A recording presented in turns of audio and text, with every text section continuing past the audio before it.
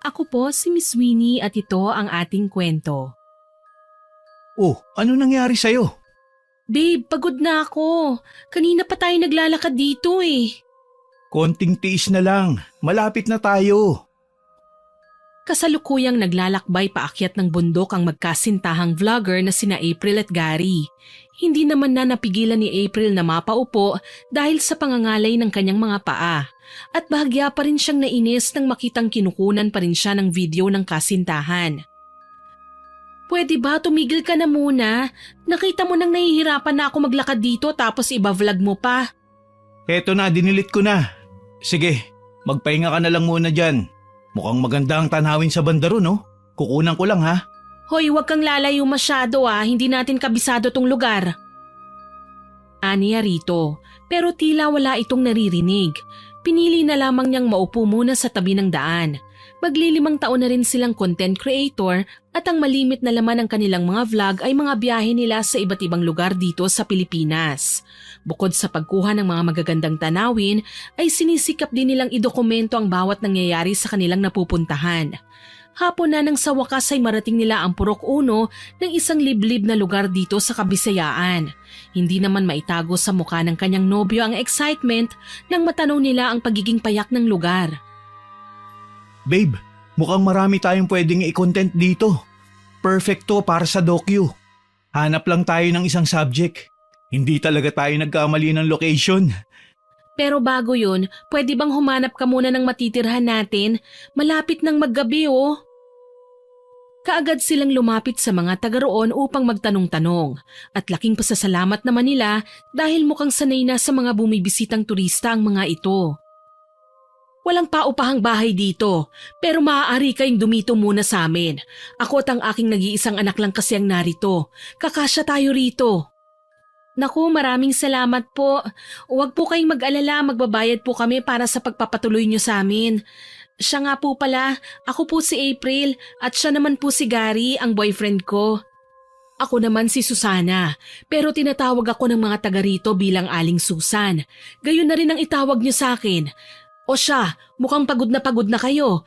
Halina kayo sa loob at nang makapagpahinga. May katamtamang laki ang bahay ni Aling Susan. Malamig ang simoy ng hangin na pumapasok dito dahil yari yun sa pawid at kawayan. Maya-maya pa ay inutusan nito ang anak na maghain ng makakaing merienda para sa kanila. Aling Susan, pwede ko po ba kayong kuhanan ng video para isama po sa vlog po namin? Sinabi ko na nga ba isa kayong vlogger eh. May ilang beses na rin kaming dinayo rito ng iba't ibang vlogger. Kaya oo naman, walang problema sa akin. Pero... Huwag po kayong mag-alala, Aling Susan. Wait po. Mabilis na tumayo si April mula sa kanyang kinauupuang bangko upang buksan ang kanyang backpack. Kinuha niya mula roon ang kanyang wallet at humugot siya ng pera. Tsaka niya ito iniabot sa ginang. Naramdaman niya kasing yun ang naisipahiwatig nito. Tanggapin niyo po, Aling Susan. 10,000 po yan. Hindi pa po kasama riyan yung renta sa pagpapatuloy niyo sa amin dito sa bahay niyo. Naku, kay laki naman ito, Ineng. Okay lang ho yun, para na rin po sa magiging abala po namin sa inyo. Hindi ko ito tatanggihan dahil nangangailangan talaga kami ng panggastos. So paano po ba yan, Aling Susan? Pwede ko na po ba kayong gawing artista? Magiliw na pinaunlakan ng ginang na mag-vlog ang kanyang nobyo sa loob ng pamamahay nito. Maging ang anak nitong si Buknoy na bagaman nahihiya sa simula ay sumali na rin sa video. Iba talaga ang atmosphere sa gabi ng mga liblib na lugar na kagaya nito, no? Wala pa nga ang 7:00, halos wala nang katao-tao sa labas at sarado na rin ang mga kabahayan. Komento ni Gary habang kasalukuyan silang nakatambay sa ilalim ng malaking puno ng mangga. Hinahawi nito ang baga ng uling upang hindi masunog ang iniihaw nilang manok. Kanina habang nagbavlog ito ay naipakita ni Buknoy ang mga alaga nitong manok at pato sa likod ng bakuran. Hindi siya kumakain ng pato kaya minarapat nilang manok na lang ang ihawi nito bilang kanilang hapunan. Ganito talaga rito, hindi naman kasi kagaya ron sa Maynila na marami kang pwedeng puntahan tuwing gabi. Kailan po kayo huling nakarating sa Maynila, Aling Susan? Ay siguro, magta3 taon na rin, Ining. Magmula kasi nung mamatay ang tatay ni Buknoy, yung asawa ko, ay hindi na ako lumuwas pa. Oo nga't malaking sasahurin ko ron bilang kasambahay pero mapapabayaan ko naman ang anak ko. Habang nagkukwento si Aling Susan tungkol sa pagiging single parent nito kay Buknoy ay isinabay na rin nila ang pagkain ng kanilang hapunan. Nasa labas pa rin sila ng kubo, nakaupo sa harap ng lamesang yari rin sa kawayan. Napansin naman ni April na abala si Gary sa cellphone nito habang palakad-lakad. Gary, pwede bang pumirmi ka muna rito para kumain? Wait lang babe, may sinisend lang ako message. Nako iho, wala kang mahahanap na signal dito ng cellphone. Kailangan mo pang pumunta sa bayan para makasagap. Kaya pala, kung ganun hindi pa ako makakapag-upload ng bagong vids ngayon. Tsaka na yan, kumain ka na muna rito. Siya nga po pala, Aling Susan. Bukas po ng umaga ay aalis kami. Maghahanap po kami ng pwedeng ma-feature dito sa inyong lugar. May maire-recommenda po ba kayo sa aming magagandang spot? Kagaya po ng dagat o bundok? Sasagot na sana si Aling Susan nang biglang gulat na tumayo si Buknoy mula sa hapag. Inay! Ano po yun? Ang alin? Parang may nakita po akong bulto ng malaking hayop doon sa sagingan. Nakakita ka na naman ng baboy ramon yan. Hayaan mo na, hindi yan pupunta rito. Ubusin mo na lang yung pagkain mo. Maging sina April at Gary ay napalingon kung saan nakatuon ang paningin ng bata. Bahagya naman siyang nakaramdam ng kilabot sa paligid. Marami po bang mga ligaw na hayop dito, Aling Susan? Hindi naman gaano. Minsan may mga napapadpad ditong mga nakawalang alagang hayop sa koral. Madalas ay mga maliliit na bayawak na nangangain ng mga manok. Sanay na kami sa mga yan. Pero itong si Buknoy, sadyang magugulatin lang talaga. Minsan na kasing hinabol yan ng malaking baboy ramoy. Paano ginabigaling sa eskwela? Takot na takot po talaga ako noon, Ate April. Para po kasi kung kakainin ng buo eh. Hinabol niya ako hanggang makarating ako dun sa may maliit na abandonadong kapilya. Tapos tinigilan ka na nung marating mo yon? Opo, Ate April. Para po siyang biglang natakot dun kasi umatras siya at tumakbo papalayo. Sa tingin ko nga hindi basta-basta baboy ramo yun eh. Ayan ka na namang bata ka. Kung ano-ano na naman ang kinikwento mo, huwag mong takutin ang mga bisita natin. Inay, totoo naman po ang sinasabi ko eh. Sa tingin niyo po ba titigilan ako ng baboy na yun kung hindi ako pumunta ron?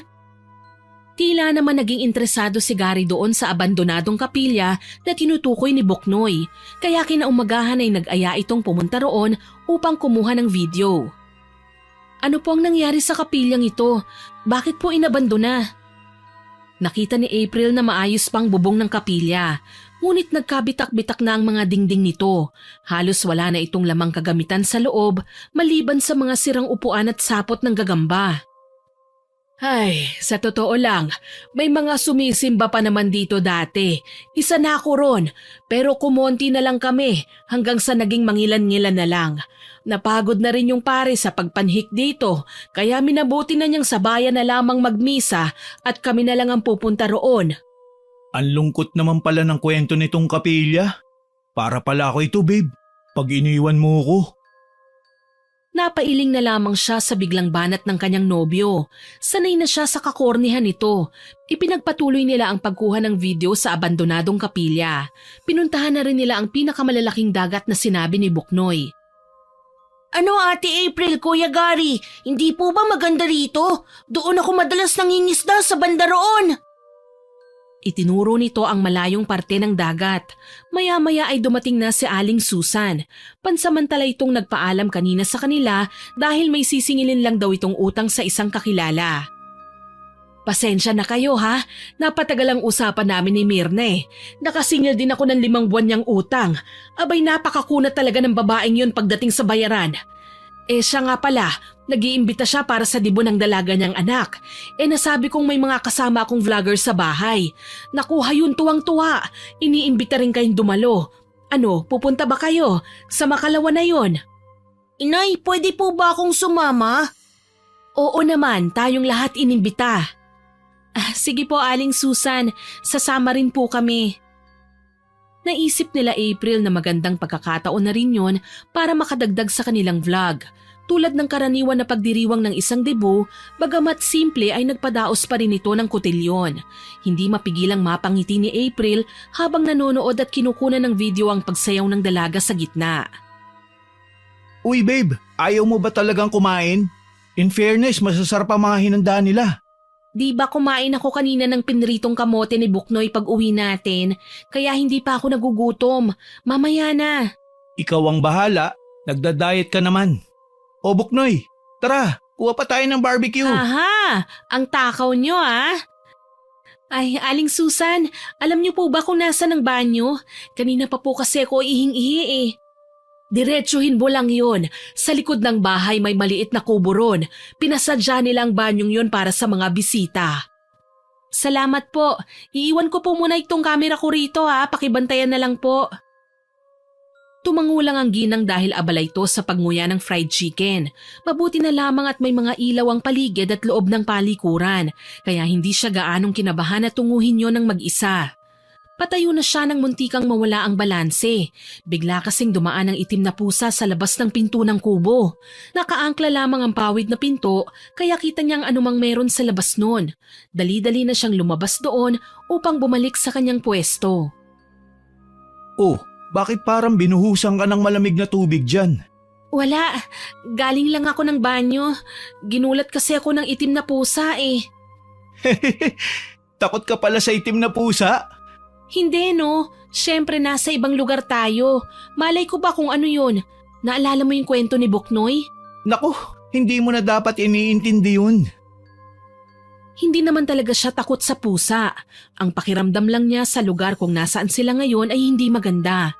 Iniwan siya sandali ni Gary upang kumuha ng bote ng mineral water at iniabot yon sa kanya. Matapos kumalma ay pinagpatuloy na niya ang pagkuha ng ilang video. Pasado 9:00 na ng gabi nang napatigil ang lahat sa ginagawa. Bigla kasing nawalan ng kuryente. May nakahanda namang generator ang mga ito na kaagad pinaandar. Ngunit mas minabuti na nila April na magpaalam dahil lumalalim na rin ang gabi.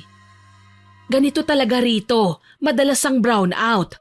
Kaya kapag may mga okasyon na gaya nito ay laging may nakahanda silang pailaw. Ani Aling Susan habang naglalakad na sila pauwi sa bahay ng mga ito. Pasensya na nga pala at iisa lang ang flashlight natin. Okay lang po yon, malinaw pa naman po ang mga mata namin eh. Siya nga po pala Aling Susan, napansin ko po kanina sa debutant, may nakakwintas po sa leeg niya na maliit na supot na pulang tela. Ano po yon? Ang tawag doon ay pang-iway o anting-anting.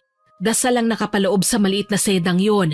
Dito kasi sa lugar namin, marami pa rin ang maalam sa panggagayuma, barang at kulam. Siguro iniisip nila Mirna na baka gayumahin ang anak nila sa party. Napansin nyo naman kanina na nakahiwalay ang pagkain nila sa buffet na para sa mga bisita. Agad namang naalala ni April na wala pala siyang nakain kanina sa party. Hindi niya alam kung dapat ba niyang ipagpasalamat yon dahil bigla siyang nakaramdam ng gutom. Mabuti na lamang at may natira pang pagkain nang makauwi na sila sa bahay nila Aling Susan. Abay Buknoy, mag-iisang oras ka na riyan sa banyo ah. Lumabas ka na nga't maglilinis ako ng paa ko. Palatak ni Aling Susan habang kasalukuyang naghuhugas si April ng kanyang pinagkainan sa lababo. Inay, ang sakit po ng tiyan ko. Ano? Ang dami mo kasing kinain na bata ka eh. Napakatakaw mo. Magpapakulo ako ng tanglad. Halika na rito. Buksan mo nga itong pinto. Aling Susan, may ointment po ako rito. Pwede niyo pong ipangpahid sa tiyan niya. Ngunit matapos gawin yun at inumin ang pinakuloang halamang gamot, ay tila lalo pang sumama ang pakiramdam ni Buknoy. Mula sa sakit sa tiyan, ngayon ay inaapoy na ito ng lagnat. Ano ba kasing kinain mong bata ka? Yung nakahanda lang naman po ang kinain ko tulad ng ibang bisita roon. Inay, ang sakit po talaga. Alalang-alala na ang ginang na patuloy na hinihilot ang tiyan ng anak. Matama naman nilang tinignan ni April ang kulay ng mukha ng bata. Aling Susan, baka po may allergy siya kasi pareho naman po kayo ng kinain kanina eh. Naparami nga rin ang kain si Gary eh. Kailangan po natin siyang dalhin sa ospital. Nako, masyadong malayo ang ospital dito. Yung klinik naman ng barangay sarado sa gabi. Halika na anak, magbihis ka. Pupunta tayo kay Mang Castor. Doktor po ba siya? Hindi, pero isa siyang manghihilot at nagbibigay ng lunas sa mga may sakit dito.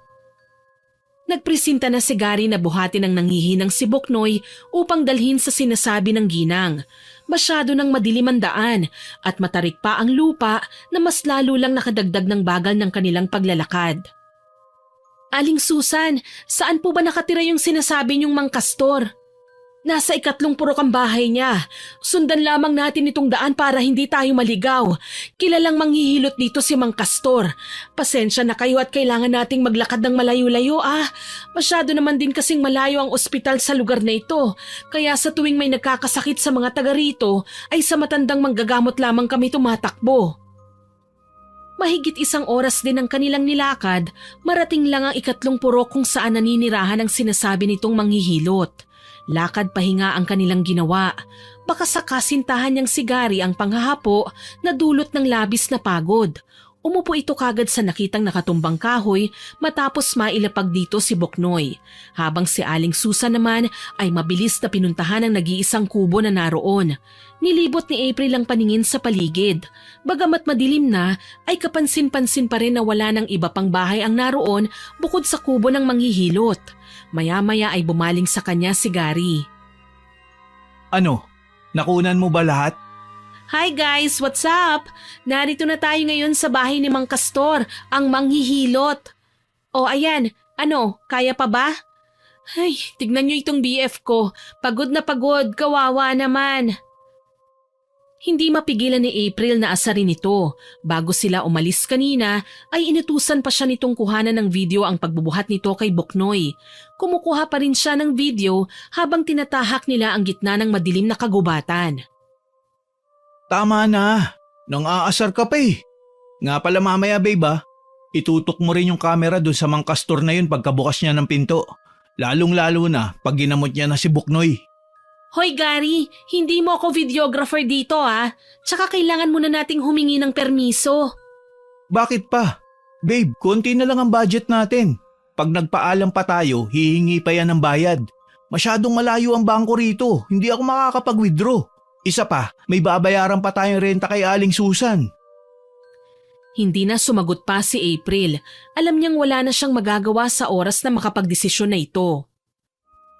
Nako, pasensya na ho sa abala at napasugod po kami ng ganitong oras. Ano ang kailangan nyo? Yung anak ko po, Mang Castor, namimilipit po sa sakit ng tiyan at ngayon ay inaapoy na ng lagnat. Tulungan niyo po sana kami. Ipasok mo rito sa loob ang anak mo. Tulad ng sinabi nito ay muling binuhat ni Gary si Boknoy papasok sa kubo ng manghihilot. Ngunit nang papasok na si April sa loob ay bigla na lamang siyang pinigilan nito. Ano yung hawak mo? At sino kayo? Mga kaibigan ko po sila, Mang Castor. Si April at Gary. Galing po silang Maynila. Sandali sila nitong tinignan. Hindi mawari ni April kung anong iniisip sa kanila ng lalaki dahil wala siyang makitang anumang emosyon dito. Manatili kayo sa labas. Wala naman yata kayong iniindang sakit. Oo. Sa labas lang sila. Pasensya na kayo, Ining, Iho. Ganyan lang talaga siya sa mga bagong muka. Walang nagawa sina April at Gary kundi ang manatili sa labas matapos silang pagsarhan ng pinto. Bumalik sila sa nakatumbang punong kahoy upang doon na lang umupot hintayin ng mag-ina. Sayang. Maganda na sanang pandagdag yun sa vlog natin. Ayaw nga nung Mang Castor anong magagawa mo? Ilang sandali itong natahimik habang pinagmamasdan ng nakasaradong kubo. Hindi babe, iba ang pakiramdam ko. Parang may mali. Ano na naman mali ang pinagsasasabi mo riyan? Karapatan niya yun na humingi ng privacy. Isa pa, alam niyang kinukunan ko siya ng video kanina. Yun na nga bakit ayaw niya magpakuha ng video? May tinatago yata yan Alam mo Gary, hoy, saan ka pupunta? Kaagad niyang sinundan ng lalaki nang bigla na lamang itong lumakad paalis. Tinungo nito ang likurang bahagi ng kubo. Likas na talaga sa kanyang nobyo ang pagiging mausisa noon pa man at may mga pagkakataon na kinakabahan siya sa mga pinaggagawa nito. Shh! Sa tingin ko talaga, may tinatago ang manghihilot na yun. Hindi ako mapakali. Bulong nito sa kanya bago hawiin ang pawid na dingding upang sumilip sa butas na yon. Naguguluhan man ay ginaya na rin niya ito. Hindi nila maaninag sa loob sina Buknoy at Aling Susan dahil nasa bandang kusina sila nakapwesto. Natatakpan ng pagitan no ng lumang kurtina at tanging ang nag-iisang lampara lamang ang nagbibigay liwanag sa loob. Hindi ko talaga maintindihan tong ginagawa natin, Gary eh. Tsaka bakit dito mo sa likod na piling manilip kung pwede naman tayo sa entrance? Nilalamok na ako rito oh. Umalis na tayo. Teka, tahimik. Nandiyan na siya. Nakita nilang pumasok sa kusina ang manghihilot. May kinakapa itong kung ano sa mga istante. May kinuha itong patpat. Pagkatapos ay binuksan nito ang takip ng isa sa mga tapayang naroroon. Ipinasok nito ang patpat at mula roon ay gumapang ang isang malaking ipis. Anong ginagawa niya? Sinubo niya yung insekto sa kanyang bibig. Hindi mapigilan ang pagkagulat ni April nang makita ang kasunod na ginawa nito. Halos naman matigil ang kanilang paghinga nang bigla na itong lumingon. Kaya agad na siyang hinatak ni Gary palayo roon. Hinabol niya ang kanyang hininga nang makabalik na sila sa dating pwesto. Narinig kaya niya ako? Ano yun? Parte ba yun ang panggagamot niya? Pamilyar sa akin ang ginagawa niya. Anong ibig mong sabihin? Naaalala mo ba? Nung magpunta tayo sa Capiz at gumawa tayo ng vlog tungkol sa mga mythology dun. Babe, tulad nun ng eksaktong sinabi sa akin ng kausap ko ron. Tungkol sa mambabarang. Pero bakit naman niya babarangin si Buknoy? Anong dahilan? Isa pa bata lang yun. Hindi ko alam. Basta hindi maganda ang pakiramdam ko rito. Kailangan na nating ilabas sa kubong yun sila Buknoy. Bago pa man siya makapagsalita ay tumulak na ito patungo sa kubo. Wala siyang nagawa kundi ang sundan na naman ito. Pero bago pa man sila makarating ng pinto ay bumukas na yun at saka lumabas sina Aling Susan at Buknoy. Napansin nilang maayos na ang pakiramdam ng bata dahil diretsyo na itong maglakad. Maraming salamat po ulit Mang Castor. Napakalaki na po ng utang na loob namin sa inyo. Huwag niyong intindihin yun. Sundin niyo lamang ang sinabi ko at siguraduhin niyong makakabalik kayo rito bago sumapit ang 12 kabilugan ng buwan. Tatandaan ko po yan, Mang Castor. Magbabayad ang kung sino mang gumawa nito sa anak ko. Hindi mo na dapat alalahanin yun. Sige na, makakaalis na kayo. Masyado nang malalim ang gabi. Hindi na nakaimik sina April at Gary nang lingunin sila ng mga ito. Tinapunan muna sila ng blangkong tingin ng manghihilot bago ito bumalik sa loob at muling sinarhan ng pinto. Napansin naman ni April ang biglang pagbabago ng ekspresyon sa mukha ni Aling Susan na tila ba galit ito. Ano pong nangyari, Aling Susan? Okay na po ba si Buknoy? Oo, maayos na ang pakiramdam niya. Naisuka niya ng lahat ng masasamang elemento sa kanyang tiyan. Malamig nitong saad. Nagkatinginan na lamang sila ni Gary nang marinig ang sinabi nito. Ngunit hanggang sa makauwi na sila ay hindi pa rin mapakali ang lalaki. Kaya hindi na ito nakapagpigil na usisain ang nangyari kay Buknoy. Anong sinasabi niyo? Ayaw lang talaga ni Mang Castor na may nanonood sa kanya habang nanggagamot. Pero paano niyo po maipapaliwanag sa amin na nakita namin sa likod ng bahay niya? Kumain siya ng buhay na insekto, Aling Susan. Kitang-kita namin ni April. Sinubukan niyang tapikin ang braso ni Gary para pigilan ito sa pagsasalita. Nangangamba kasi siyang baka may masabi itong mali, ngunit tila hindi ito nakikinig. Tama kayo, isa ngang mambabarang si Mang Castor. Siya ang tinuturing na pinakamalakas na mambabarang sa lugar na ito. Kung ganon, bakit sa kanya niyo po dinala si Buknoy?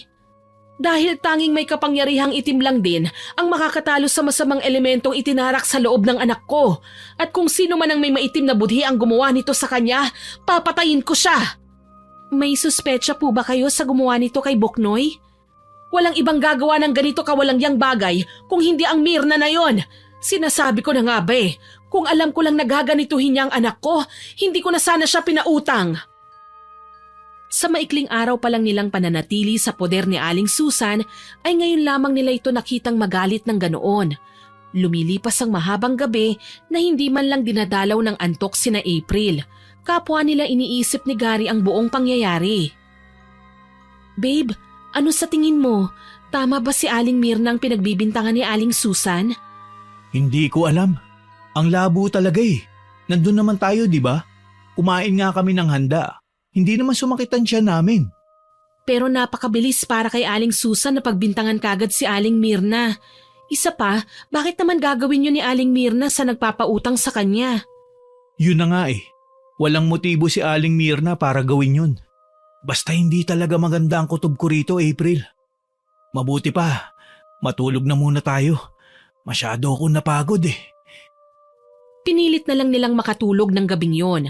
Kinabukasan ay hindi nila napansing umalis pala ng bahay si Aling Susan. Ang naabutan nila ay si Boknoy na naglalaro ng trumpo sa bakuran kasama ang mga kalaro nito. Kaya inabala na lamang nila ang kanilang sarili sa pag-i-edit ng kanilang video sa laptop. Makalipas ang ilang oras ay bahagya silang nagulat nang makauwi na ang ginang. Galit na galit at magulo ang buhok. Nagdire-diretso itong papasok ng bahay. Agad naman na tumakbo papalapit dito si Boknoy. Inay, ano po ang nangyari? Manahimik ka muna, Boknoy, at ikuha mo ako ron ng tubig. Nauuhaw ako. Agad na napabaling dito sina April, maski ang katabi niyang si Gary ay napatingin sa biglang inasta ng ginang. Hayop na Mirnang yon. Akala ba niya hindi ko malalaman na kaya niya tayo inimbitahan sa debut ng anak niya ay dahil parte yun ng plano niyang gantihan ako? Kinulam niya si Boknoy dahil nagalit siya sa akin na chinichismis kong napakakunat niyang magbayad. E totoo naman, ang kapal talaga ng mukha niya. Aling Susan, baka naman po hindi siya talaga ang gumawa nun kay Boknoy. Hindi ba kumain din naman kayo ng handa nila? Hindi naman ang galing sa pagkain yung yanggaw. Isa pa, walang ibang pwedeng gumawa nito kung hindi siya lamang. Hindi naman kasi kayo taga rito, kaya hindi nyo kilala ang mga tao rito. Hindi na sumagot pa si April. Nagkatinginan na lamang sila ni Gary. Nang magkasarili na sila, ay kinausap niya ito ng masinsinan. Hindi pa ba tayo aalis dito? Baka madamay pa tayo sa gulo nila eh. Babe, naisip ko lang na magandang pagkakataon to para gawing content. Ngayon pa ba tayo aalis? Gary, travel vlog ang tema ng content natin, hindi issues ng ibang tao.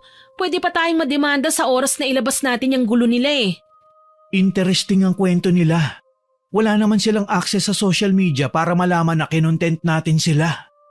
Kahit na, mali pa rin yun. Isa pa, wala namang basihan ng mga paratang ni Aling Susan eh. Kulam? Yanggaw? Nagpapatawa ba siya?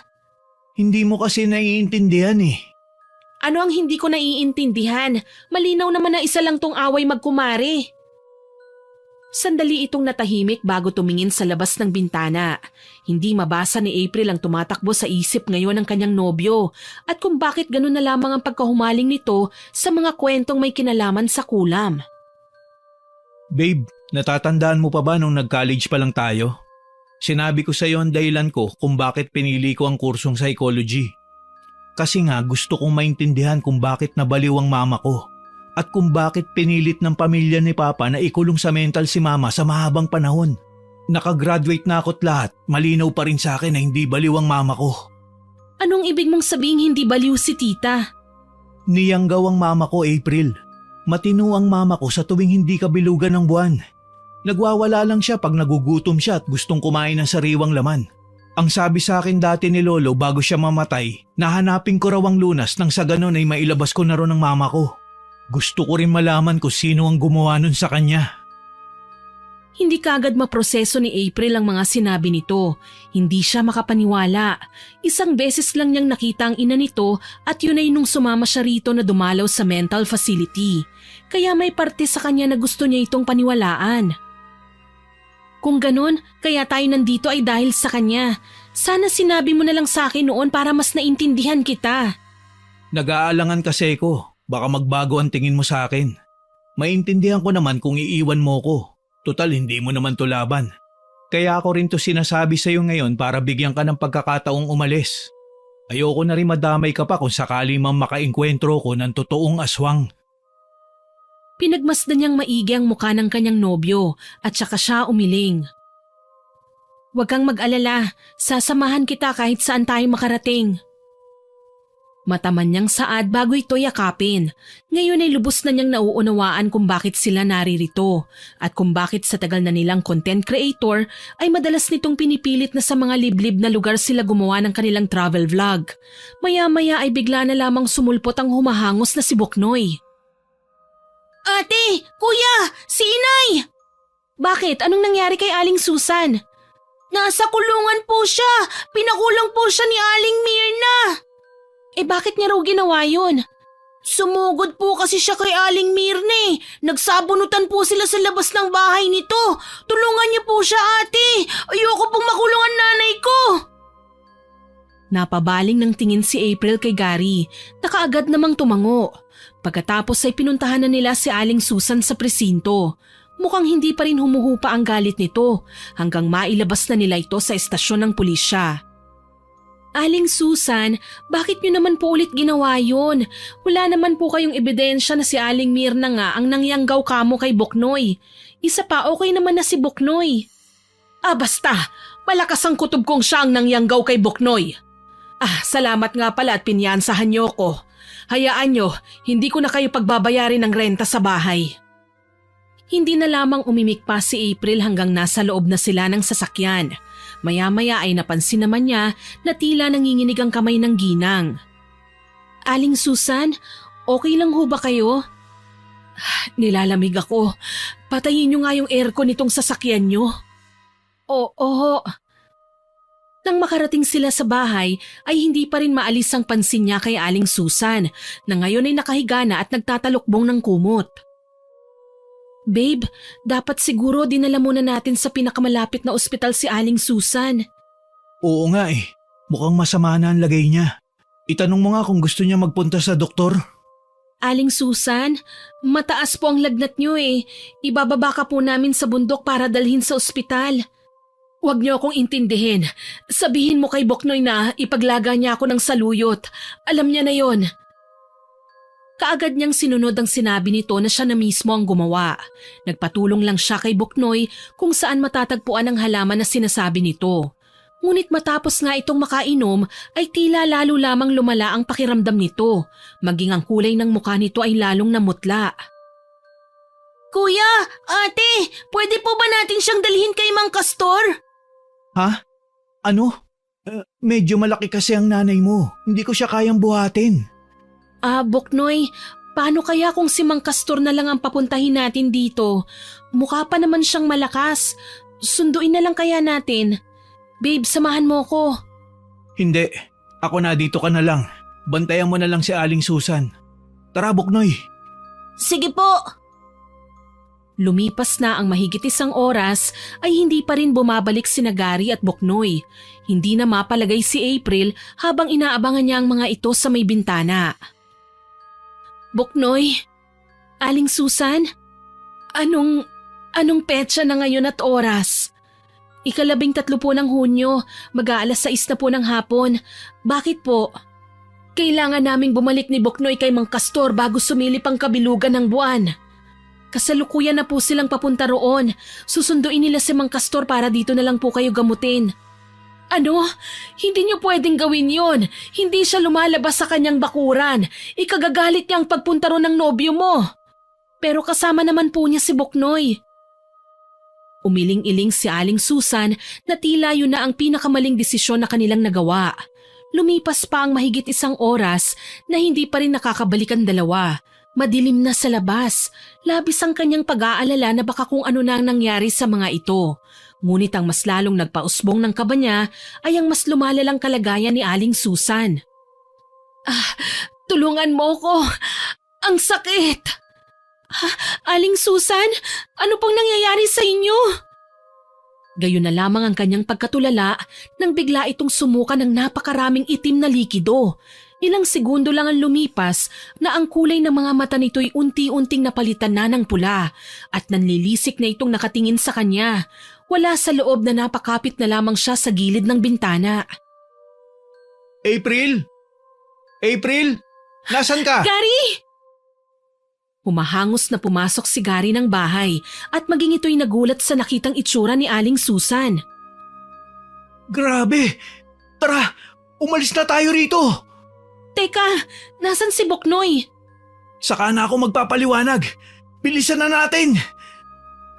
Hindi pa malinaw kay April ang nangyayari, ngunit binilisan na lamang niya ang pagtakbo habang hatak-hatak siya nito.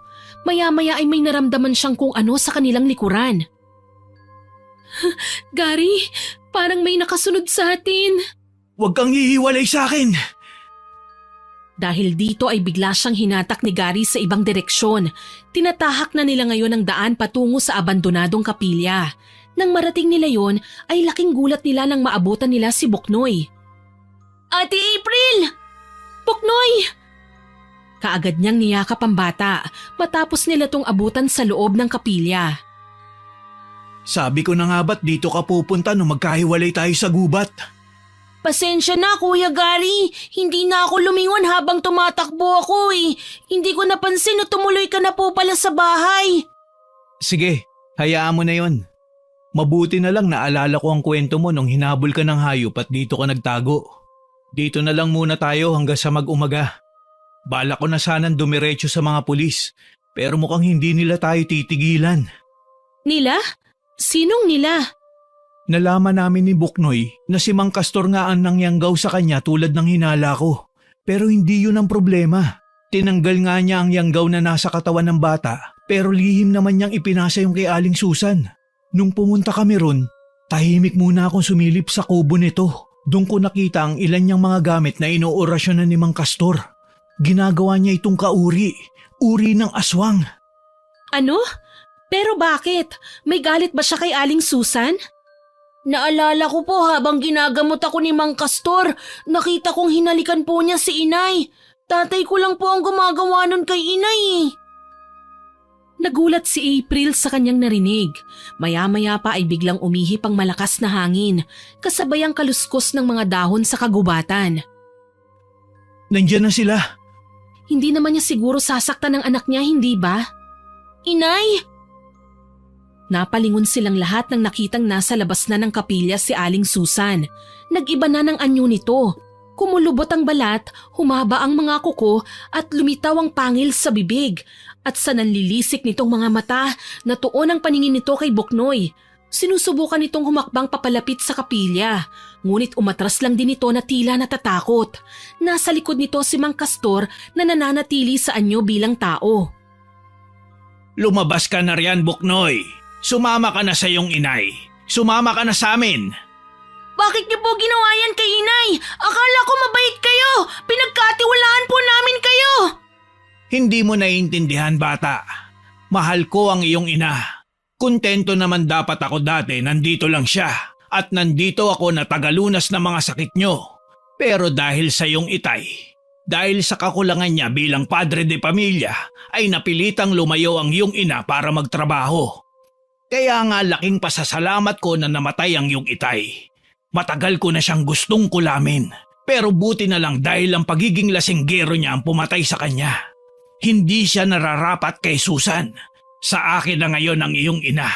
Magkakasama na rin kami. Hindi totoo yan! Ginagayuma mo lang si Inay!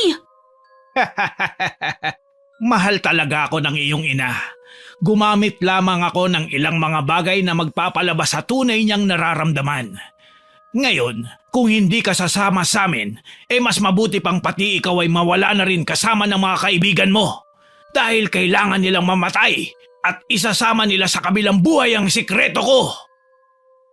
Nang matapos itong magsalita, ay biglang napalingon dito si Aling Susan. Waring nauunawaan ito ang mga narinig dahil galit itong sumugod kay Mang Castor. Tumigil ka, Susan! Hindi ako ang kaaway dito. Sinusubukan kong kunin ang anak mo. Ang dalawang mga dayong yan, sila ang dahilan kung bakit kinailangan kitang gawing kauri ko. Natitiyak akong bala ka nilang ilayo mula sa akin. Napigilan nito ang tangkang pagsunggab ni Aling Susan. Waring kontrolado ng kamay nito ang bawat magiging galaw ng ginang. Napaka-obses naman pala ng matandan to kay Aling Susan. Buknoy, ipangako mo na hindi ka lalabas ng kapilyang to. Mapapahama ka. Opo, Kuya Gary. Pero paano po si Inay? Nakita nilang sinusubukang pakalmahin ni Mang Castor si Aling Susan na para bang isang nagwawalang hayop. Maya-maya inilingon niya si Gary. April, kaya mo bang protektahan si Buknoy dito? Basta sikapin nyo lang na manatili kayo sa loob hanggang sa sumikat ang araw. Magiging ligtas kayo. Bakit? Saan ka pupunta? Sasamantalahin ko lang ang pagkakataon na makarating sa istasyon ng pulis.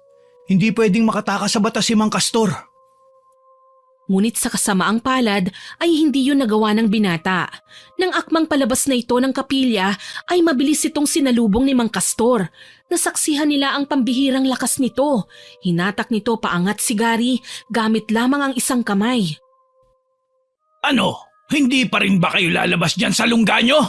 Babae, kaya mo bang panooring mamatay na lang itong lalaking to? Ibibigay mo ba sa akin si Buknoy o hindi? Gary! Huwag kayong lalabas dyan!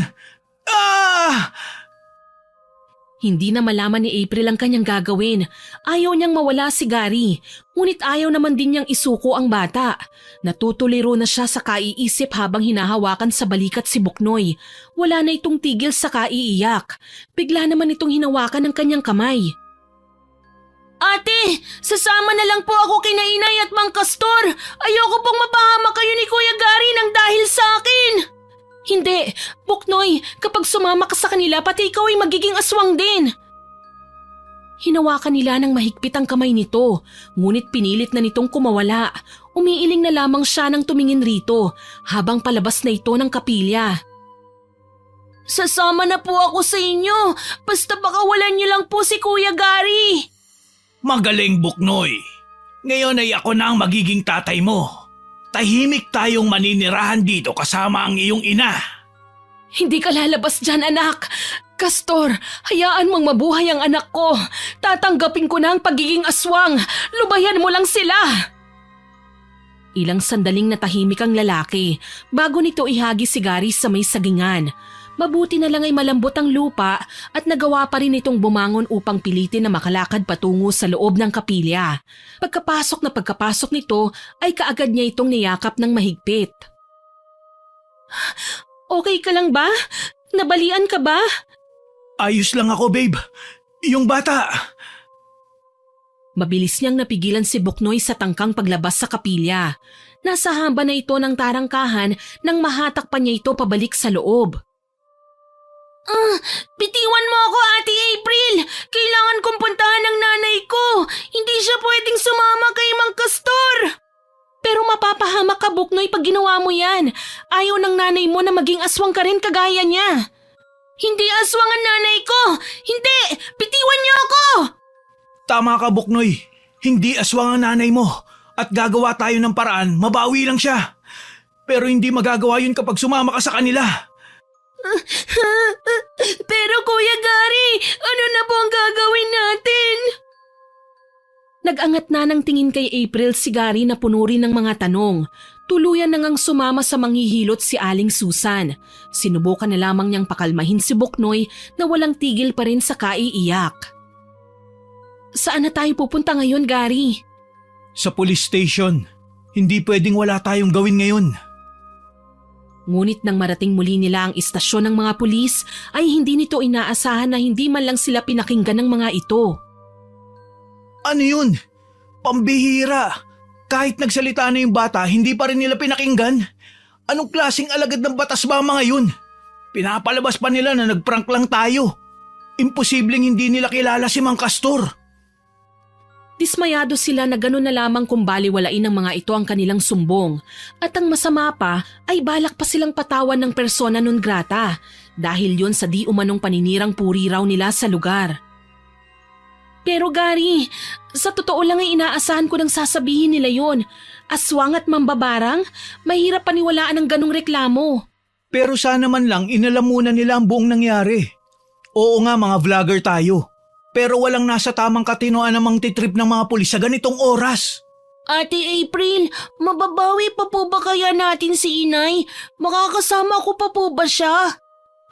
Oo naman, Buknoy. Gagawa kami ng paraan ng Kuya Gary mo.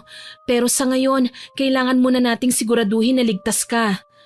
Gary, ano nang plano mo? Kasalukuyan na itong nakatingin sa cellphone nito. Nakakunot ang noo na waring may hinahanap. Maya-maya ay nagyaya na ito na pumunta ng bayan upang makasagap ng signal ng internet. Pumasok sila sa isang karinderya upang makakain. Ganun na lamang ang pagkagutom nilang tatlo ng mga sandaling yun. Kahapon pa pala tayo hindi nakakain dahil sa dami ng nangyari. At mabuti na lang pala, may bukas pang karinderya rito. Sana nga lang hindi tayo mayanggaw. Shh! Gary! Pag may nakarinig sa'yo… Ano? Dapat lang na malaman nilang may mga aswang sa lugar nila. Kahit na, hindi mo dapat sinasabi yan, lalo na't wala ka namang ebidensya. Sandaling napatitig sa kanya ang nobyo, na tila ba may nasabi siyang hindi maganda. Ebidensya, yun ang kailangan natin. April, may naisip na ako. At ano naman yan? Para saan pa't naging vlogger tayo kung hindi tayo marunong magpa-viral? Ayaw nila tayong pansinin? Pwes, magpapapansin tayo. Hindi sang-ayon si April sa pinaplano nitong gawin. Para sa kanya ay lubha itong delikado. Ngunit alam naman niya na hindi niya ito mapipigilan. Napagdesisyonan nito na muli nilang tutunguhin ang Purok 3. Pero kinailangan muna nilang balikan ang kanilang naiwang mga gamit sa bahay nila Boknoy. At hindi nila inaasahan na maaabutan nila roon sa bakuran si Aling Mirna. Saglit na nag-usap ang mga ito tulad ng hiniling ng ginang. Ano raw ang pakay niya rito, Gary? Anong binulong niya sa'yo? At bakit naman nagmamadali siyang umalis? May inamin siya. Hindi totoong intensyon niya mayanggaw si Boknoy sa gabi ng party. Pero alam niyang mangyayari yun. Nandun din pala si Mang Castor nung gabing yun kahit hindi naman imbitado. Hindi na lamang niya pinaalis dahil tulad ni Aling Susan, malaki rin ang naitulong sa kanya nung manghihilot. Ang pinagsisisihan lang daw niya, hinayaan niyang malagyan ng kamandag nito mga pagkaing hinanda nila. Pinangunahan daw siya ng takot dito eh. So galing pala talaga sa pagkain yung yanggaw. Pero ang ipinagtataka ko, Gary, bakit hindi ka nasama sa mga nayanggaw? Sa pagkakatanda ko, parehong putahe lang naman ang mga kinain nyo ni Boknoy. Dahil daw dito, itong singsing na binigay ni Lolo. Matapos din mayanggaw ni Mama na naliksik si Lolo kung paano mawala ang sakit nito. Pero proteksyon lang ang nahanap niya. Isa raw itong talisman na binili pa niya mula sa isang mangangalakal na galing China. Dati binabaliwala ko lang to eh. Pero ngayon, hindi ko akalain mapapakinabangan ko pala. Kaya hindi tumalab sa akin yung yanggaw ni Mang Castor. Siya nga pala. Pinabibigay ni Aling Mirna Pangontra raw. Inabot sa kanya ang 2 kwintas. Tig-isa sila ni Boknoy. Dahil nga rito ay mas naglakas ng loob si Gary na ituloy ang pinaplano nito. Si April naman ay hindi inalis ang pansin kay Boknoy na gustong-gusto ng puntahan ng ina. Kinagabihan, habang inaayos na nila ang kanilang mga gagamiting equipment, ay kinausap niya ito ng masinsinan. Boknoy, hindi ka pwedeng sumama sa amin eh. Alam mong ikaw ang kahinaan ng nanay mo at gagamitin ni Mang Castor yun para gipitin siya. Huwag kang mag-alala. Gagawin namin ang lahat, maiuwi lang siya rito Ate, si inay na lang po ang meron ako. Kung sakali man na tuluyan na siyang naging aswang, tatanggapin ko pa rin po siya. Mapait nang umiti si April, tsaka niya ito niyakap. Masakit sa kanya na nakikitang pinagdadaanan ng isang bata ang ganito kabigat na bagay. Kaya ng mga sandaling yun ay desidido na rin siyang tulungan si Gary sa pinaplano nito. Kung ito lang ang paraan upang muling magkasamang mag-ina, ay nakahanda na siyang gawin ng kahit na ano. Dahil tulad ni Boknoy at Aling Susan, gusto rin niyang makasama na ni Gary ang ina nito. Hindi na siya nagdalawang isip pa. Saktong 4:00 ng madaling araw nang gumayak na sila patungo mula sa Purok 3 sa kinaroroonan ng manghihilot. April, sakali man na may hindi inaasahang mangyari, balikan mo si Boknoy at bumaba kayo ng bundok. Ano? Teka, hindi yun ang usapan natin. Sakali lang naman, babe. Mas maigi na tumakbo tayo ng magkahiwalay. Pag nakuha na natin ang kailangan natin, aalis ako agad. At malaki ang posibilidad na hahabulin niya ako. Walang nagawa si April kundi ang tumango sa sinabi nito. Humakbang na ito patungo sa kubo, habang siya naman ay nanatili sa likod ng isang malaking puno. Mang Castor, lumabas ka dyan! Ilabas mo si Aling Susan! Hinahanap siya ng anak niya! Mang Castor, huwag kang duwag! Sino ka? Aling Susan? Tao ka na ulit? Nagulat ang binata nang biglang lumitaw sa bintana ang hinahanap nitong ginang. Ano bang sinasabi mo? Tao naman talaga ako ah. Kanina pa nawawala si Buknoy. Saan na naman kaya nagsuot ang batang yun? Sandaling natahimik si Gary. Pinakatitigan niyang mabuti ang mukha ng ginang. Walang emosyon ng mga mata nito at sa tono ng pananalita nito ay tila wala itong kamalay-malay sa nangyayari. Aling Susan, alam niyo po ba kung nasaan ka? Alam niya kung nasaan siya. Ikaw, alam mo ba kung nasaang teritoryo ka? Ano ang ginawa mo sa kanya? Ginawa? Wala akong ginawa sa kanya. Nakita mo naman masaya siya rito. Kaya umalis ka na dito. Niloloko mo si Aling Susan. Pinapaniwala mo siya na kasama pa rin niya ang anak niya. Anong klaseng tao ka? Anong klaseng demonyo ka? Dahan-dahan ka ng pananalita mo, binata. Baka kahit yung talisman mo ay hindi gugustuhin na makilala ko. Bakit? Ano bang kaya mong gawin? Ang manakit ng kapwa? Naturingan ka manghihilot at nagpapagaling ng mga may sakit, pero ikaw lang din pala nagbibigay ng sakit sa mga kabaryo mo. Matanda ka na. Dapat sa'yo, nagpapakabait na. Sinusubukan niyang galitin ito at tulad ng kanyang inaasahan, bigla na naman itong iniangat ang kamay nito sa ere kasabay ng kanyang katawan. Agad niyang naramdaman ang pamimilipit ng kanyang leeg na waring may sumasakal dito. Magpakabait? Wala akong ginawa sa bayang ito kundi ang manggamot. Dinadayo ako rito ng mga mayayaman at maimpluwensyang tao para kunin ang serbisyo ko. Wala akong hininging kabayaran sa lahat ng yun. Tinatanggihan ko ang bawat sentimong ibinibigay nila sa akin. Isang bagay lang ang pinakiusap ko. Huwag nilang gagalawin ang asawa ko. Pero ano ang ginawa nila? Pinaslang nila ang kaisa-isang babaeng minahal ko. Minahal ko siya kahit isa siyang aswang. Bago siya malagutan ng hininga, ipinasa niya sa akin ang kanyang bertud. At ngayon, sisiguraduhin ko na bago ako mawala, ay may papalit sa akin. Patuloy pa ring namimilipit sa ere si Gary, habang si April naman na tahimik na kinukunan sa kamera ang buong pangyayari ay hindi na malaman ang gagawin. Gusto niya nang sugurin doon ang dalawa bago pa man may mangyaring masama sa kanyang nobyo. Ngunit malinaw ang kanilang naging usapan na pagkatapos niyang makunan ang matibay na ebidensya laban sa manghihilot ay aalis na rin siya. Pero sa huli ay hindi niya rin yun nagawa. Mang Castor, bitiwan niyo po si Gary! Ikaw? Tigilan mo yan! Kapag hindi niyo pinakawalan si Gary, malalaman ng buong mundo kung sino ka talaga. Isang pindot ko lang sa isang button dito, kakalat ng sekreto niyo. Ang totoo, hindi sigurado si April kung alam ba ng lalaking ito na wala talagang signal sa lugar kaya imposible ang sinasabi niyang banta rito. Pero wala na siyang maisip na paraan para mailigtas lang ang binata sa kamay nito. Sa tingin niyo ba ay makakalabas pa kayo rito ng buhay sa oras na ginawa mo yan, Iha? Kung sakali mang patayin mo kami, kahit papaano'y nalaman na ng marami ang tinatago niyo. Susugod din sila rito para patayin ka katulad ng ginawa nila sa asawa mo. Naisip ko rin na dito mo lang din siya inilibing, tama ba? Gugustuhin mo bang muli na naman nilang bastusin ang alaala ng babaeng pinakamamahal niyo? Hindi sumagot ang manghihilot. Sa pagkakataong yun ay pinapakiramdaman niya ang magiging reaksyon nito. Isang nakabibinging katahimikan ang nangibabaw sa paligid. Tanging mga huni lang ng maliliit na ibon ang maririnig. Hindi masukat ang kabang nararamdaman niya ng mga sandaling yon. Nang walang ano-ano'y, ibinabana nito ang namumutla ng si Gary. Kaagad niya itong nilapitan. Babe! Kising! Kumising ka, Gary!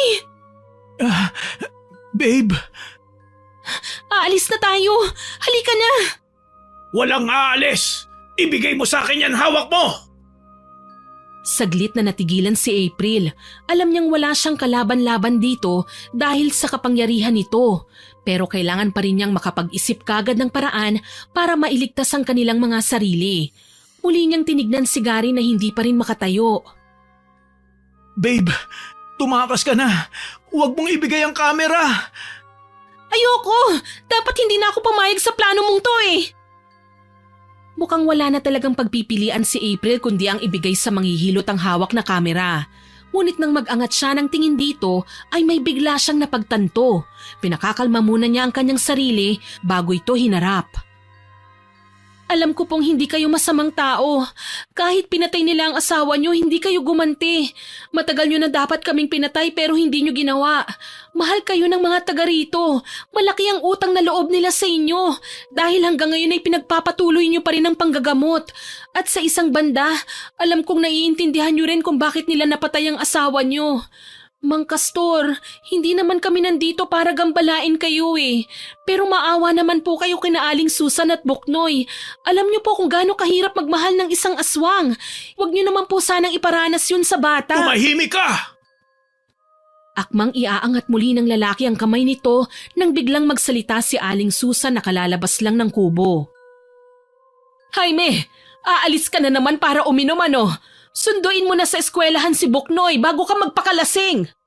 Susana, hindi ako si Jaime. Kailan mo ba makakalimutan ang lalaking yun? Ano bang sinasabi mo, Jaime? Abay, hindi ka pa pala nakakainom, may lasing ka na. Maging sina April ay nagtataka nang marinig ang sinabi ng ginang. Nilapitan nito ang manghihilot at hinawakan ito sa braso.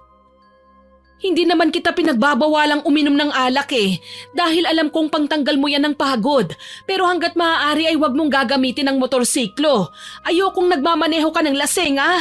Maliit pa ang anak natin, kaya sana'y mag-iingat ka naman. Namumutawi ang pagmamahal sa mga mata ni Aling Susan habang sinasabi ang mga salitang yon kay Mang Castor. Bigla namang napayuko ang lalaki. Baka sa mukha nito ang tila pagkabigo. Kahit pala anong kapangyarihang itim ang gamitin ko, hindi ko siya mapapalitan sa puso mo, Susana. Ano bang sinasabi mo riyan, Jaime? Sige na, lumakad ka na at sunduin mo ng anak natin. Marami pa akong titikluping labada na kailangan kong ihatid kay Ma'am Wilma bago sumapit ang linggo. Malungkot na hinawakan ng lalaking manghihilot ang kanang kamay ng ginang at marahan niya itong pinisil. Nasabi ko na sa'yo noon na hihilutin mo lang itong bahagi ng palad mo sa tuwing nangangalay ka sa paglalaba. Masyado mong pinapagod ang sarili mo sa kakatrabaho eh. Samantalang ang asawa mo ay masayang nakikipag-inuman at nambababae. Mga dayo, huwag kayong mag-iiwan ng bakas dito. Umalis na kayo at isama niyo si Susana. Nung isang araw ko pa tinanggal ang yanggaw sa katawan niya. Ang totoo'y gusto ko lang naman siyang alagaan. Pero hindi ko namalayang nagiging makasarili na pala ako. Mang Castor, wag ho kayong mag-alala. Buburahin po namin itong video. Pero meron lang po sana kaming hihilinging pabor sa inyo. Saglit na nag-alangan si April kung itutuloy ba niya ang sasabihin. Pero bago yun ay napagpasyahan niya nang iabot dito ang kanyang hawak na kamera. Kahit tanggapin ko yan, hindi rin naman ako marunong gumamit eh. Iuwi mo na lang yan. Binura ko na po ang lahat. Mananatili pong sikreto ang buhay niyo rito. Salamat kung ganun. Makakaalis na kayo. Mang Castor, hihingi po sana kami ng tulong sa inyo eh. Yung nanay po ni Gary, nayanggaw din po. Kasalukuyan po siyang nakakulong sa mental hospital kaya wala pong naniniwala. Tulungan niyo po sana kaming tanggalin ang yanggaw sa katawan niya. Hindi umimik ang manghihilot. Tumingin lamang ito sa nahihirapan pa ring makatayo na si Gary. Maya-maya ay nilapitan nito ang binata, hinawakan ng binte at saka hinilot. Bigla itong napaaray nang subukan itong ireporma ang buto nito at kapwa sila namangha nang makalakad na ito ng maayos. Kung madadala niyo rito ang kanyang ina, magagamot ko siya. Maiksi nitong sagot bago tumalikod at pumasok sa kubo nito. Babe, maraming salamat. Hindi ko akalain na mapapapayag mo si Mang Castor. Huwag ka munang magpasalamat, Gary. Dalhin muna natin dito ang mama mo. Pero bago yun, iuwi muna natin si Aling Susan. Tiyak na alalang-alala na ngayon si Buknoy sa bahay. Sige. Lumakad na nga sila pabalik ng Purok Uno na kasama na si Aling Susan. Nanatili lamang itong tahimik at tila wala pa rin sa sarili. Gary, akala ko tinanggal na ni Mang Castor ang yanggaw kay Aling Susan. Pero bakit ganyan pa rin siya?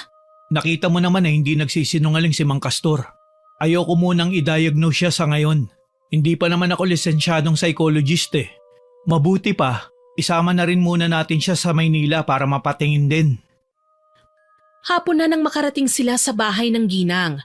Malayo pa man ay natanaw na sila ni Buknoy na agad itong sumalubong ng mahigpit na yakap sa ina. Ate April! Kuya Gary! Maraming salamat po at binalik niyo rito si inay! Walang anuman, Buknoy. Maya-maya ay nagtaka ang bata sa malamig na pagtanggap ng ina, kaya bumitiw ito sa pagkakayakap dito. Buknoy, hindi pa kasi gaanong magaling si Aling Susan. Pero wag kang mag-alala, tinanggal na ni Mang Castor yung yanggaw sa katawan niya. Oo nga, Buknoy. Hayaan mo't ipagagamot natin ang nanay mo sa Maynila, ah. Sasama ka ba sa amin? Simpleng ngiti lang ang isinagot ng bata. Bakas sa mga mata nito ang pangungulila at pag-aalala sa ina. Hindi rin nagtagal ay lumuwas na sila patungong Maynila. Inuna muna nilang ipatingin sa isang espesyalista si Aling Susan. Sinabi ng doktor na nagkaroon lamang ito ng temporary amnesia dahil sa isang malubhang pangyayari na nakaapekto ng malala sa emosyon nito. Narinig mo yun, Buknoy? Hindi rin magtatagal ay babalik na sa dati ang kanyang memorya. Basta kukwentuhan mo lang siya ng kahit na anong bagay na tungkol sa'yo at sisikapin natin na maging masaya siya palagi, ah. Kaya smile ka na. Opo, Ate April. Magiging masaya po kami ni Inay, lalo na't nandito na kami sa Maynila. Alam niyo po ba, matagal ko na pong pangarap ito. Talaga? Kung ganon wala tayong ibang gagawin ngayon kundi ang mamasyal. Pero pagkatapos nun babalik kami ng probinsya para ipagamot kay Mang Castor ang mama naman ng Kuya Gary mo. Babalik po kayo ron? Di po ba masama siya? Hindi, Buknoy. Walang taong likas na masama. Minsan nagiging masama lang ang isang tao dahil yun din ang pinaparanas sa kanya ng iba. Pero hindi nangangahulugan yun na dapat ka na ring maging masama. Nasa iyo pa rin naman kung pipiliin mong maging mabuti at palayain ang sarili mo mula sa galit. Nagkamali man si Mang Castor, huwag nating kalilimutan na naging mabuti pa rin siya, ha? Hindi pinilit ni April na patawarin ng mag-ina ang ginawa ng manghihilot sa mga ito. Sa isang banda ay naiintindihan din niya ang sama ng loob ng mag-ina para rito. Napagdesisyonan nilang magkasintahan na manatili muna sa kondo nila sila Aling Susan at Buknoy habang babiyahe ulit sila pabalik ng probinsya na kasama na ang ina ni Gary. Hindi naging madali ang proseso para mailabas nila sa pasilidad ng mental hospital ang ina nito. Nariyan at kailangan pa nilang kunin ang permiso ng ama ni Gary bilang legal guardian. Inaasahan nilang tututuloy ito sa binabalak nilang gawin, kaya't umisip sila ng ibang paraan upang mapapayag ito. Tama ba itong ginagawa natin, Gary? Nagsinungaling tayo sa papa mo. Paano pag chinek niya na hindi naman talaga sa isang mental facility sa Canada dadalhin ng mama mo? Lagot tayo nito. Hindi na mahalaga yun. By that time na malaman niya ang totoo, nailabas na natin dito si mama. Dahil hindi pwedeng isakay ng eroplano ang ina nito at kinailangan pa rin nito ang assistance ng mga medical personnel, ay nakipag-convoy sila sa sasakyan ng ospital hanggang sa marating nila ang probinsya. Naging pahirapan ang pag-akyat nila ng bundok na tinatahak ang Purok 3. Isinakay nila ang ginang sa stretcher. Mabuti na lang at kalmado na ito ng mga oras na yon. Ayaw man nila ay tinurukan ito ng tranquilizer para raw hindi ito magwala habang nasa biyahe. Na-explain mo ba talaga sa kanila kung bakit tayo nandito? Oo, pero kahit naman na hindi sila maniwala sa ginagawa natin, ang mahalaga bayad sila. Hindi rin nagtagal ay narating na nila ang kanilang pakay. Ngunit huminto sila sandali ilang distansyang layo mula sa kubo ng manghihilot. Dito na lang tayo mga boss. Maraming salamat sa paghatid sa amin dito ng airmat ko ha. Ito nga po pala yung ipinangako naming balanse. Pagkaabot dito ng bayad ay hinintay muna nilang makaalis ang mga nagdala sa ina nito bago tunguhin ang kubo ng manghihilot. Gary, mabuti na lang at napakiusapan natin sila na wag sabihin sa papa mo kung nasan tayo. Okay lang naman kung sabihin man nila. Nandito na tayo. Makakawala na sa sumpa ang mama ko. Tayo na. Naabutan nila si Mang Castor na nagsisibak ng tinrosong kahoy sa bakuran nito. Agad naman nilang naagaw ang pansin nito na nag-angat ng tingin sa kanila. Magandang araw po, Mang Castor. Kamusta po kayo? Hindi naman kayo narito para kumustahin ako, hindi ba? Mang Castor, kasama ko na po ang mama ko. Sana po ay magamot niyo po siya. Hintayin niyo na ako sa loob ng kubo. Tatapusin ko lang itong ginagawa ko. Matyaga silang naghintay tulad ng sinabi nito. Hindi sila nagdala ng kamera dahil ayaw nilang sirain ang tiwalang binigay sa kanila ng manghihilot. Ilang sandali pa ay sumulpot na ito galing sa kusina na may daladala ng mangkok. Heto, ipainom mo yan sa iyong ina. Masyado yang mapait, kaya siguruhin mong hindi niya yan matatapon. Kailangan niyang maisuka ang mga peste sa katawan niya. Yun ang nag-uudyok sa kanya ng pagkagutom at pagkauhaw sa dugo at laman ng tao. Lumipas ang ilang minuto matapos ang pahirapan na pagpapainom sa ginang. Gary, tignan mo oh, itim na gagamba, niluwa niya. Hindi makapaniwalang bulalas ni April. Nakita niya ang patay na gagamba na nagmula sa mismong bibig ng ginang bago ito himatayin. Hindi yan basta isang gagamba. Sa mga babaylan, tinatawag nila yan na totem. Isang makapangyarihang elemento na maaaring maging masama o mabuti. Nililikha nila ang sarili bilang hayop o insekto upang mapasok ang katawan ng isang tao. Mang Castor, mawalang galang na po. Tulad din po ba yan ng mga naroon po sa mga tapayan nyo? Aniya nang maalala ang unang beses na pagtapak nila sa kubong yun. Oo, iya. Sinasabi ko na nga ba't kayo ang narinig kong ingay nung gabing yun? Pasensya na po. Hindi ko lang po talaga napigilan mang usisa eh. At malaman na rin ang sikreto nyo. Wala nang problema sa akin yun, binata. Ako dapat ang humingi ng tawad sa ginawa ko sa inyo at sa pamilya ni Susana. Kung hindi dahil sa inyo, ay tuluyan na akong nilamon ng kasamaan. Oo nga't nasa akin ang bertud ng aking yumaong asawa. Ngunit kahit kailan ay hindi ko maaatim na pumatay ng tao. Maski na yun ang ginawa nila sa babaeng pinakamamahal ko. Ibig po bang sabihin yan, nakapagpatawad na po kayo? Hindi madaling magpatawad. May iba't ibang hatid sa iyo ang lungkot at galit. At kung minsan ay makakagawa ka ng masasamang bagay na hindi mo aakalaing magagawa mo. Tulad na lamang yan sa nangyari sa inyong ina. Sandali silang natigilan ni Gary. Tumayo naman si Mang Castor, may kinuha itong langis at batsa ng tubig mula sa kusina. Pagkatapos ay nagsindi ito ng insenso at kandila. Wala silang ideya sa kung ano ang ginagawa nito, kaya naging tahimik lamang sila habang ito'y pinanonood. Maya-maya pa ay nag-angat na ng tingin sa kanila. Seryoso na bumaling kay Gary. May kinikim-kim na selos at galit ang babaeng gumawa nito sa iyong ina. Babae? Pero sino po? Wala naman akong kilala na kaaway ni Mama.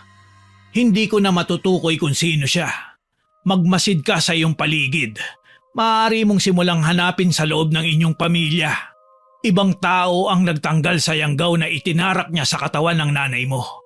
Kaya sa oras na mawalan ito ng bisa, babalik sa taong yun ang sumpa na ibinigay niya. Ang ibig niyo hubang sabihin, magkakasakit din ang taong yun? Manghihina ang katawan niya. At unti-unti rin siyang kakainin ng sarili niyang lason.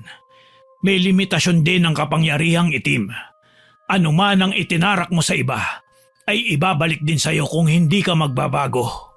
Kapag nagising na ang iyong ina, maaari na kayong umalis para hindi kayo gabihin sa daan. Saglit silang natahimik sa kanilang mga narinig. Baka sa mukha ng kanyang nobyo ang pagkalito.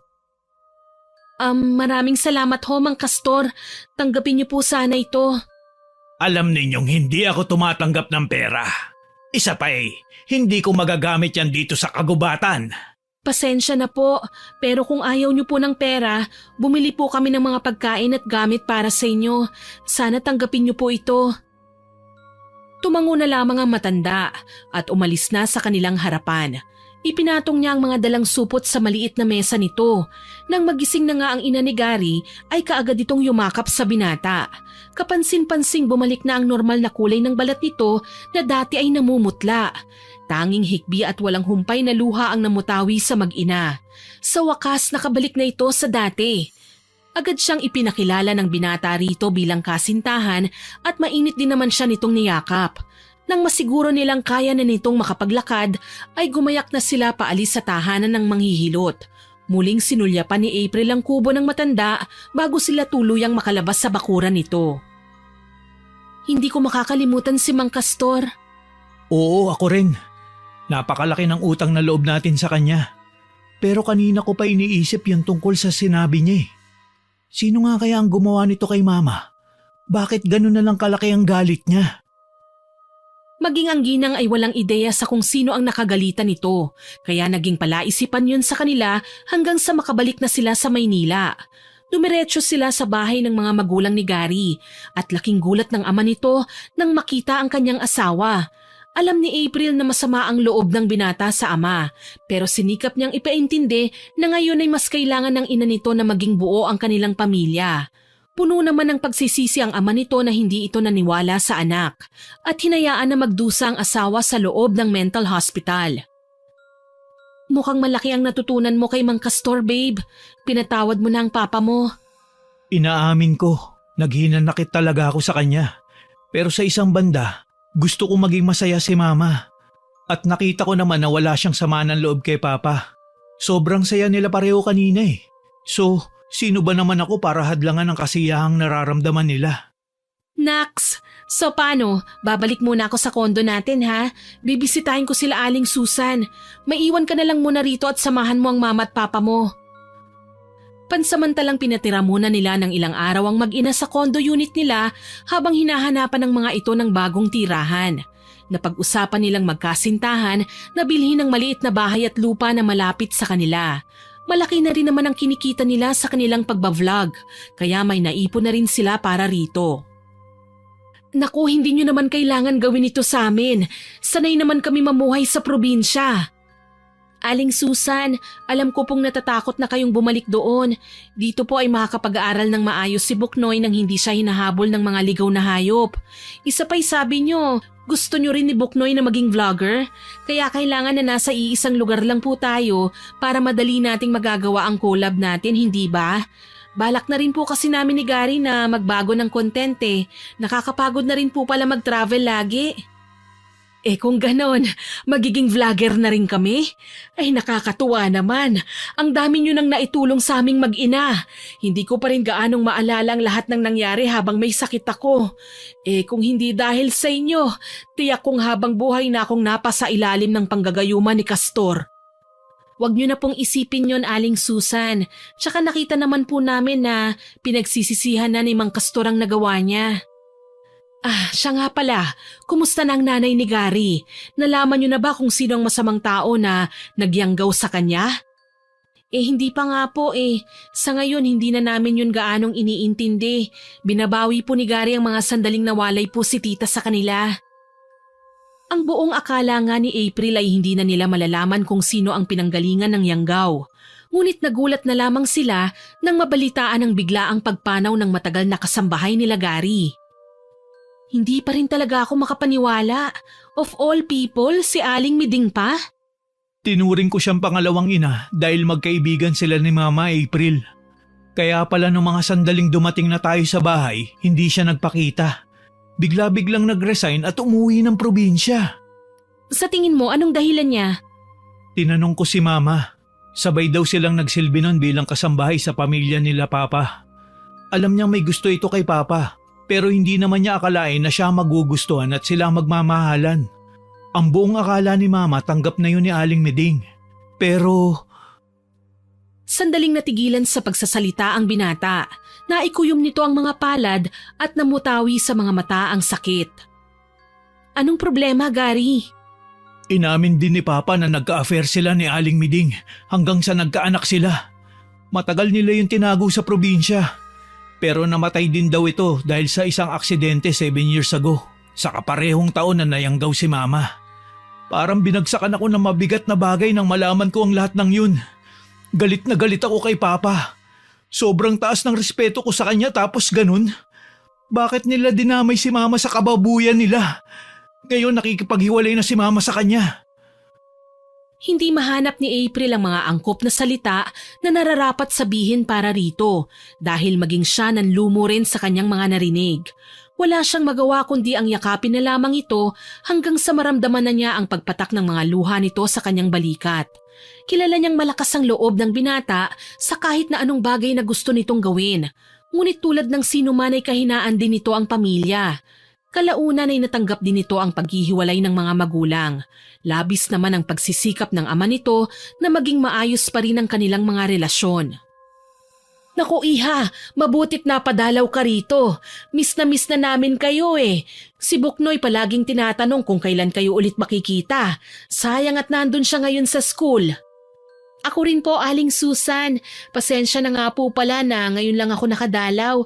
Tapos hindi ko pa po kasama si Gary. Pinaghahandaan po kasi niya yung paparating na board exam. Ah, nako.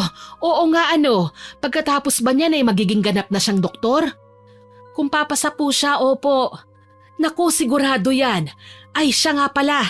May ibabalita ako sa'yo. Tumawag sa akin nung isang araw si Mirna. Kasi nakiusap nga ako sa kanya na hanapan niya ako ng bibili ng lupa namin sa bundok. Ayun na nga, meron na raw buyer. Alam mo, tama ka sa sinabi mong mas mapapadali ang pag-aaral dito ni Buknoy. Abay, pangarap pala niyang maging engineer. Ngayon pa lang ay kailangan ko ng pag-ipunan. Matalino at masipag po na bata si Buknoy, Aling Susan. Tiyak kong maaabot din niya ang pangarap niya. Nako, magdilang anghel ka sana. Pero teka, hindi lang yun ang ibinalita ni Mirna sa akin. Si Mang Castor daw, abay nagtuturo na raw ng panggagamot sa mga taga sa amin. Talaga po? Oo. Nako, sa haba ng panahon ay ngayon lang nakaisip ng ganyan ng matandang yon. Alam kong hindi magandang ginawa niya sa aming mag-ina. Pero kahit papaano, unti-unti ko na rin siyang pinag-aaralang patawarin. Isang matamis na ngiti na lamang ang iginawad niya sa ginang. Lubos din niyang ikinatuwa ang ibinalita nito. Hindi niya akalain na ang noong ayaw makihalubilo sa mga tao ay magagawa ng magbahagi ng kaalaman nito sa panggagamot. At masasabi niyang isang ang mahusay na manghihilot si Mang Castor dahil maging ang sarili niya ay natutunan na nitong pagalingin mula sa sakit at puot na matagal nang nasa puso niya. Sana po ay nagustuhan niyo ang ibinahagi kong kwento, pero hindi po ito makukumpleto kung walang shoutout. Kaya naman shoutout po kina Sir Jason Visitacion from Metalworks Eye Sensors, kay Candida de Balucos at Rosita de Balucos from Europe, kay Mary Jane Alitin, kay Ma'am Joanna Enriquez at sa mga anak niyang sinasayan, Catalea at Kane, kay Kuya Moto Vlog, kay Ma'am Elisa Felias, kay Ma'am Corazon Ingay from Natividad Nueva Ecija, kay Sir Mark Alvin Baril from Taiwan, kay Kenny Rose Latumbo na buo na naman daw po ang araw niya dahil kahit pagod, basta nakikinig sa mga kwento natin gumagaang daw po yun. Salamat po ma'am. Kay Miss Annie Cole from Iloilo City, kay Ma'am Cecilia Plaza, kay Mirna Bantayan, kay Cataleja Soto from Dumaguete City, kay Larcy Siriban, kay Maria Cristina from Kuwait na nag-comment po sa pasaway na anak upload. Ang sabi po niya, ang ganda raw po ng kwento at kahit gaano katigas ang ulo ng anak, hindi ito matitiis ng magulang, maging ampon man o tunay na anak. Tama po kayo dyan, ma'am. Salamat po sa pagkukomento ninyo. Hello din po sa Carillo at Berondo family at kay Sir Antonio Mora from EMS Security Team. Kay Ma'am Cheryl G. Castro at sa asawa niya na silent listener daw po at nakikinig habang nagtatrabaho from Valenzuela City. Kay Yang Yang Pasardan from Riyadh, kay Mikey Suliman na nagsabi naman po sa comment niya na I like your voice. Salamat po at nagustuhan ninyo. Kay Javen Delasan, kay Ma'am Mary Jenny Rhea Batiduan, kay Ma'am Rodaline Amil from Carmona, Cavite, at sa buong tropa ng tindahan na sina Nancy, Ubang, Naicelia, Lani, Oday at Manuel. Hello po sa inyo dyan. Happy listening po. Shoutout din po kay Amor Lim, Sunshine Segundo na nag-subscribe daw po. Thank you po ma'am.